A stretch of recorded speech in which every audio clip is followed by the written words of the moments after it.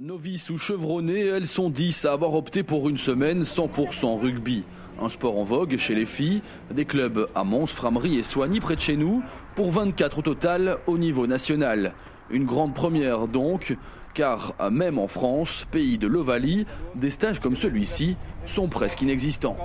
Oui, absolument rare. C'est, à moins que je me trompe, absolument unique en Belgique. En tout cas, j'ai absolument aucune connaissance d'une action qui était menée dans ce genre-là. Il faut dire que jusqu'à il y a peu de temps, il y avait très peu de filles de moins de 18 ans en Belgique. Maintenant, on a quand même une explosion au niveau du nombre d'affiliés en rugby féminin et aussi plus particulièrement dans la catégorie de moins de 18 ans. Donc, je pense que maintenant, on peut entreprendre ce genre d'action qui n'était pas possible jusqu'il y a peu de temps. Et ce mardi matin, les filles ont découvert des exercices un peu particuliers expliqués par Anne-Sophie Jurat, élite francophone en judo. Deux sports différents, mais pourtant pas tant que ça finalement. J'ai pas encore bien vu comment le rugby, comment on jouait au rugby, etc. J'ai pas encore pu assister à des matchs des filles, etc. Mais d'après ce que Camille et ce que le coach m'a raconté, il y a des trucs, par exemple les plaquages, etc.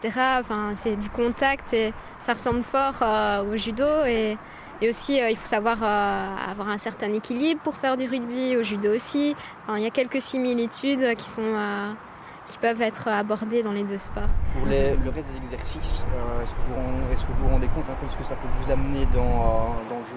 C'est une judokate, donc on apprend à pouvoir tomber sans se faire mal, toutes des choses comme ça, pouvoir bien se gainer avant de tomber pour éviter de se froisser des muscles ou de se faire plus mal qu'autrement. On apprend surtout la technique au plaquage et surtout tomber au sol, enfin comment se comporter au niveau des duels et tout ça.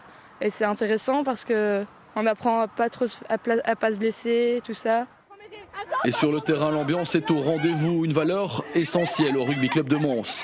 La moitié des filles inscrites provient du Cramoncio, où une équipe senior féminine évoluera cette année en championnat pour la première fois.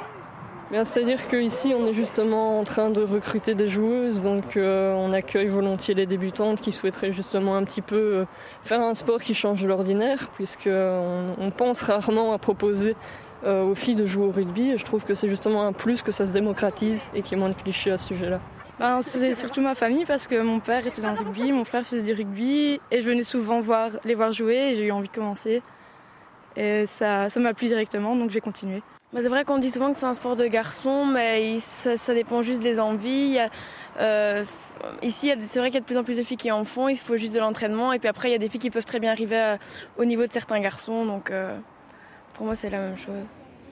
Dans 4 ans, la Belgique espère d'ailleurs se qualifier pour les Jeux de Rio où le rugby à 7 sera pour la première fois une discipline olympique.